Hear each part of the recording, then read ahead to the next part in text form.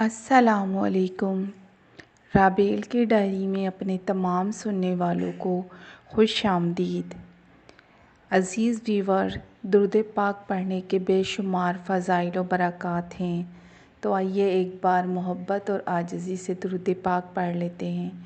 صلی اللہ علی محمد صلی اللہ علیہ وآلہ وسلم۔ عزیز ویورز، چھوٹے جانوروں کو ندی پار کرنا ہو تو وہ پانی میں تیزی سے چل کر نکل جاتے ہیں، مگر ہاتھی جب کسی ندی کو پار کرتا ہے تو وہ تیزی سے چلنے کے بجائے ہر قدم پر رک رک کر چلتا ہے۔ وہ ہر قدم نہایت احتیاط سے رکھتا ہوا آگے بڑھتا ہے۔ اس فرق کی وجہ یہ ہے کہ چھوٹے جانوروں کے لیے کوئی خطرہ نہیں، پانی کے نیچے کی مٹی نرم ہو یا سخت، ان کا ہلکا پھلکا جسم بآسانی اس سے گزر جاتا ہے۔ مگر ہاتھی غیر معمولی طور پر بڑا جانور ہے۔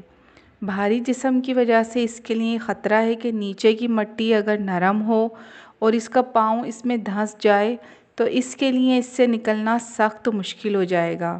یہی وجہ ہے کہ ہاتھی جب تک یہ نہ دیکھ لے کہ نیچے کی سطح مضبوط ہے، وہ قدم آگے نہیں بڑھاتا۔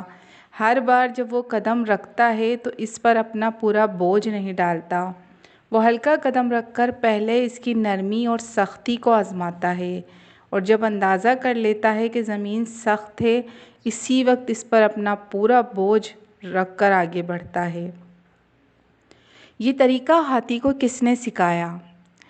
سیدھا سا جواب یہ ہے، اللہ تعالیٰ نے۔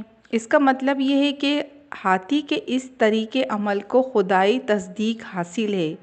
گویا زندگی کے لیے اللہ تعالیٰ کا بتایا ہوا سبق یہ ہے کہ جب راستے میں کسی خطرے کا اندیشہ ہو تو اس طرح نہ چلا جائے جس طرح بے خطر راستے پر چلا جاتا ہے، بلکہ ہر قدم سنبھل کر رکھا جائے، زمین کی قوت کا اندازہ کرتے ہوئے آگے بڑھا جائے۔ انسان کو اللہ تعالیٰ نے ہاتھی سے زیادہ عقل دی ہے۔ جہاں بارود کے ذخیرے ہوں وہاں آدمی دیا سلائی نہیں جلاتا، جس ٹرین میں پیٹرول کے ڈبے لگے ہوں اس کا ڈرائیور بے احتیاطی کے ساتھ اس کی شنٹنگ نہیں کرتا، مگر اسی اصول کو اکثر لوگ سماجی زندگی میں بھول جاتے ہیں۔ ہر سماج میں طرح طرح کے انسان ہوتے ہیں اور وہ طرح طرح کے حالات پیدا کیے رہتے ہیں۔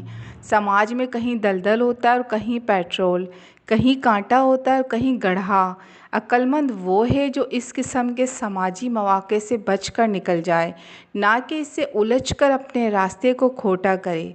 جس آدمی کے سامنے کوئی مقصد ہو وہ راستے کی ناخوشگواریوں سے کبھی نہیں الجھے گا، کیونکہ وہ جانتا ہے کہ ان سے الجھنا اپنے آپ کو اپنے مقصد سے دور کر لینا ہے۔ بامقصد آدمی کی توجہ آگے کی طرف ہوتی ہے، نہ کہ دائیں بائیں کی طرف۔ وہ مستقل نتائج پر نظر رکھتا ہے، نہ کہ وقتی کارروائیوں پر۔